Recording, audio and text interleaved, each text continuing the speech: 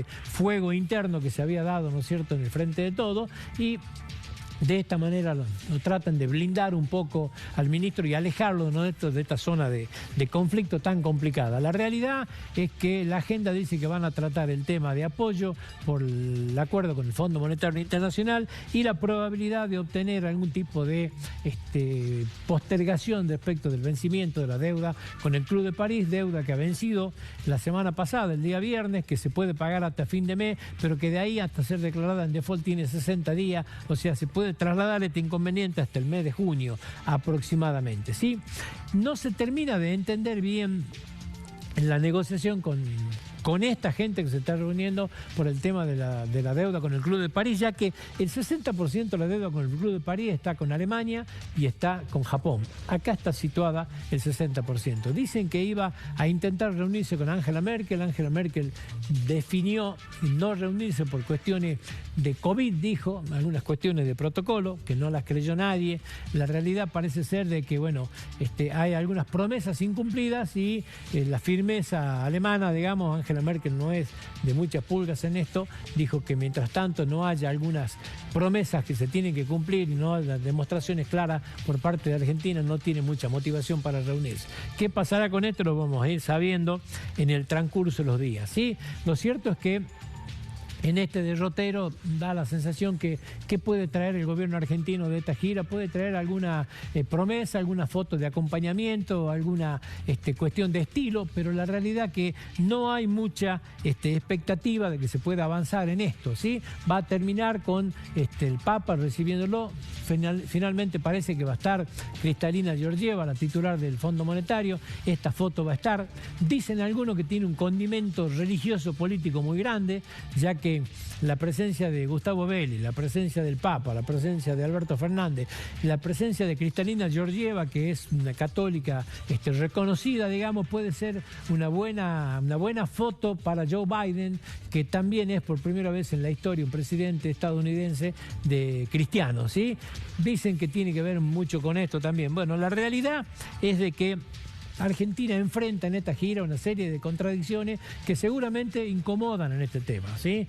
Cuando hablamos de contradicciones, a ver cuáles son.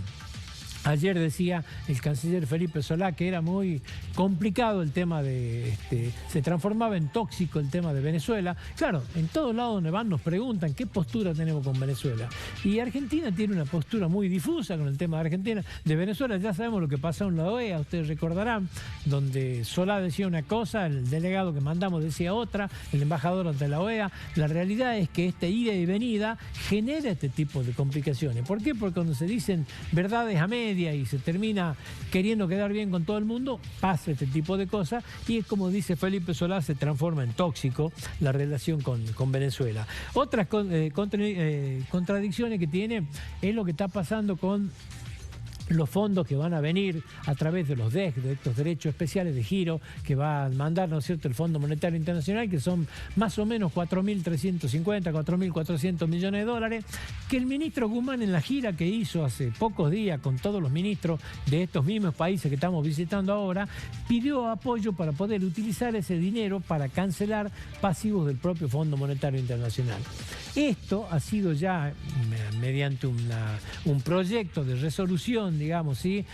Ha sido bloqueado de alguna manera por el mismo oficialismo, proyecto que lo presentó Parrilli. Alberto Fernández declaró ayer que era nada más que un proyecto que no tenía ningún tipo de vinculación obligatoria y que esto iba a ser desoído y que Argentina iba a cancelar con esto. Pero claro, es un elemento más, digamos, porque cuando uno ve que en la Argentina el propio partido oficial termina decretando una cuestión de esta y pidiéndole al gobierno que estos fondos no sean usados para cancelar deuda, pero sí para combatir la pobreza y el tema del COVID, bueno, es difícil, es otra de las contradicciones de Argentina. La otra es el tema tarifa. Argentina se comprometió con el Fondo Monetario Internacional y lo había dicho el ministro Guzmán de que iba a haber se iba a liberar, ¿no es cierto?, el tema tarifario, va a haber aumento del orden del 30% y en este sentido es que presupuestó, ¿no es cierto?, una baja de las retenciones, una baja de los incentivos que se le tiene que entregar, ¿no es cierto?, para compensar las que no hay tarifa, donde no estableció estos montos en el presupuesto. Bueno, hoy con quién se encuentra que el monto del subsidio va a subir sustancialmente sustancialmente, ¿no es cierto?, porque no va a haber el aumento de tarifa que se había prometido. Hay que recordar que se le dio un aumento de la luz del 9% y el gas el 6%. Entonces, evidentemente acá se van a encontrar con un problema muy grave, digamos, porque van a tener que subsidiar estos sectores y el déficit fiscal va a aumentar.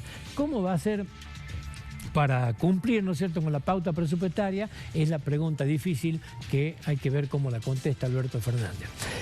Cuando uno habla de esto, yo quiero también recabar una cosa, ¿no?, cuando hablamos de subsidio, porque el subsidio del 9%, la tarifa del 9% que hablamos todo, es exclusivamente para la zona del AMBA.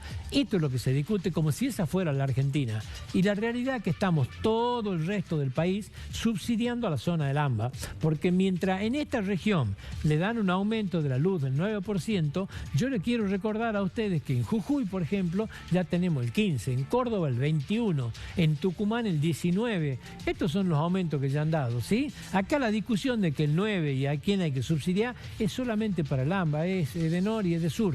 Nosotros estamos fuera, nosotros somos los Kelper de la Argentina, ¿sí? Esto también hay que dejarlo lo suficientemente claro, porque este problema viene a la mano de algo que vamos a hablar enseguida, que tiene que ver con el transporte, ¿sí? Así que bueno, la gira esta que termina en 2 días, digamos, mañana a la noche, no se termina de comprender bien, digamos, cuáles son los objetivos argentinos, pero vamos a ver qué dice la realidad. Es que arranca prácticamente en el día de hoy, un poco en España, pero mañana es el caldo fuerte en esta situación.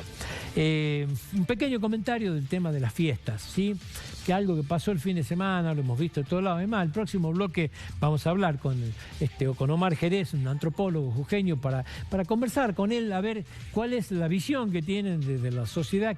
¿Por qué pasa esto, no? Que reitero, no es un problema jujeño, lo hemos visto en todo el país. Hemos visto una fiesta en Tucumán de 400 personas de un concejal de Alderete hecha en la zona del Bracho. O sea, estaba el sobrino del gobernador, del gobernador Mansur presente. O sea, es como que a nadie le interesa este tema. Hemos visto en la propia provincia de Buenos Aires fiestas de todo tipo, de 400 personas, de 150, acá en la misma capital jujeña, en Alto Comedero, barrio El Paraíso, que no me consta haberlo visto. La verdad que no sé en qué parte, conozco ese barrio, no sé en qué parte fue, pero se detuvieron 84 jóvenes, digamos, ¿sí? Pasó en Perico también, hubo cuestiones en San Pedro del mismo tipo. O sea, no se termina de entender qué es lo que pasa con esto, ¿no? Porque mientras se dictan medidas restrictivas de esta naturaleza, el tema social es evidente y está claramente demostrado que es donde más proliferan los contagios, y sin embargo la gente parece desafiar esta situación. El tema transporte en Jujuy, recién hablaba que íbamos a conversar, porque estamos en la puerta de un nuevo conflicto. O sea, todas las empresas no han podido cancelar el sueldo de abril. Ayer había un conflicto grande en la UTA, hemos visto, ¿no es cierto?, una asamblea, no una asamblea, una reunión en la puerta donde salieron la comisión directiva y la cuestión se pasó bastante subida de tono, digamos, ¿no? Parecían por un momento que esto podía comprender una refriega muy fuerte que terminó no pasando y privaron la gente que calmó los ánimos. Pero la realidad es que los empresarios están lejos de poder cumplir con esto. Nación, desde que murió el ministro Meoni, no mandó más un subsidio. A la provincia de Jujuy le deben los subsidios del mes de abril y le deben, ya estamos a 11 de mayo. O sea, el subsidio nacional no llegó y la dependencia es muy grande de este tema. Entonces, la provincia pagó el subsidio que tiene que pagar, digamos, ahora el 15 vence la cuota de mayo, pero la realidad es que esto no alcanza para nada. Entonces, los empresarios no pueden dar una respuesta. Los integrantes de la UTA, hay una gran división dentro de la UTA, empiezan también a jugar la política en este tema, donde la comisión directiva trata de ser comprensivo y de evitar medidas de fuerza que lo único que hacen es entorpecer las cosas, pero hay sectores, digamos, hoy que están incentivando paros. Hoy se vive una situación muy compleja en el transporte que, reitero, el interior vuelve a recibir una discriminación muy grande, porque usted habrá escuchado la semana pasada, el viernes para ser más preciso, había un paro de 21 a 6 en la zona del AMBA, no iba a haber colectivo a la noche y de repente empezaron las negociaciones y todo se cayó, no sé si se dio cuenta. Bueno, no tenga ninguna duda que terminan arreglando, porque el impacto de un paro del transporte en la zona del AMBA no es el mismo que si paran en Jujuy, donde nos enteramos nosotros y lo sufrimos nada más que nosotros. Semana política por excelencia. ¿Por qué digo esto? Porque bueno, hemos visto que la semana pasada, el día 27, ¿no es cierto?, vencieron los plazos para integrar los frentes, 10 frentes van a competir políticamente. Hemos visto que el día 8 de mayo vencieron los plazos para oficializar y emprolijar todos los partidos. De ahí tiene que expedirse, ¿no es cierto?, el Tribunal Electoral Provincial, cuáles son los partidos que están en carrera y cuáles no. Esto se va a saber esta semana también con toda seguridad. Y mañana a las 12 de la noche, ¿no es cierto?, o sea, a las 0 horas del día jueves, hay que presentar la lista de candidatos. O sea que mañana es el día D, digamos, en la integración de listas. La política en Jujuy, digamos, arranca con todo. O sea, está en el momento culmine, porque es el momento más complejo de esto, ¿sí? En este marco, la pregunta es: ¿y cuándo se vota? Jujuy sabe cuándo se vota. El 27 de junio hay elecciones provinciales acá para elegir diputados provinciales, concejales, ¿no es cierto? Pero la realidad es que en el orden nacional hoy no se sabe. ¿Por qué? Porque hay un acuerdo de las PASO para pasarla segundo domingo de septiembre, segundo domingo de noviembre, las PASO y las generales. Pero este acuerdo verbal y anunciado, cuando fue el proyecto al Congreso de la Nación en el día de ayer, empezaron los conflictos, digamos, y las dudas en este tema, ¿sí? No se termina de saber porque sectores de la oposición hablan de que dar como un ejemplo que se pueden suspender las PASO producto de lo que pase con la pandemia es dejar un antecedente muy complicado, dicen algunos.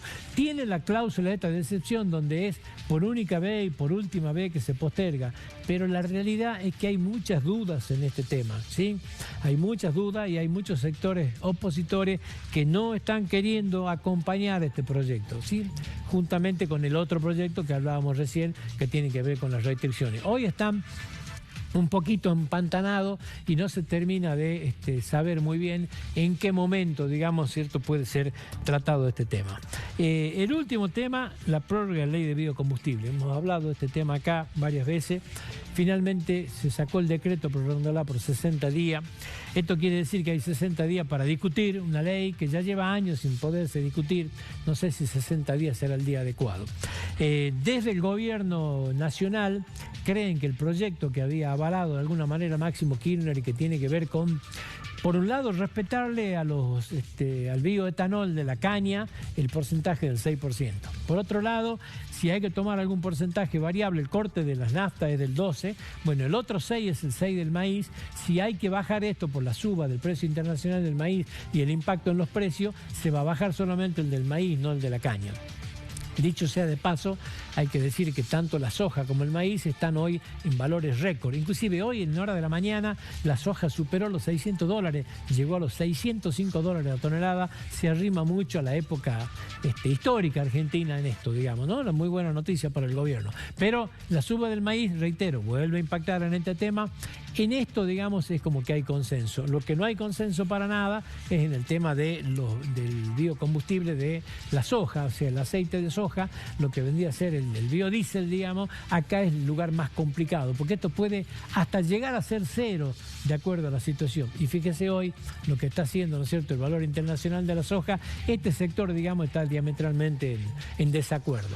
¿Qué es lo que pasa en el marco de los legisladores? Bueno, la Cámara de Senadores pretende lisa y llanamente prorrogar la ley existente, digamos, ¿sí? Así como la prorrogó a 60 días, bueno, prorrogarla 5 años más. ¿Por qué pretende esto? Porque ya ha tenido tratamiento en la Cámara de Senadores y había sido aprobado por unanimidad la prórroga de esta ley. Lo que pretende el senador es dejar firme lo que en algún momento había tratado. Cámara de Diputados, la cuestión es distinta y el proyecto de Máximo Kirchner tiene estas condiciones que habíamos puesto. Se había renegociado que las pymes, las pequeñas industrias, no entraran en este tema, o sea, tuvieron un tratamiento diferencial y las grandes industrias salgan. Bueno, lo que se acordó ahora es que entran todas por igual, pero con estas limitaciones que hablamos del 6%. ¿Qué es lo que pasará? No se sabe, hay solamente 60 días. La única tranquilidad es el hecho de saber de que por ahora hay una prórroga.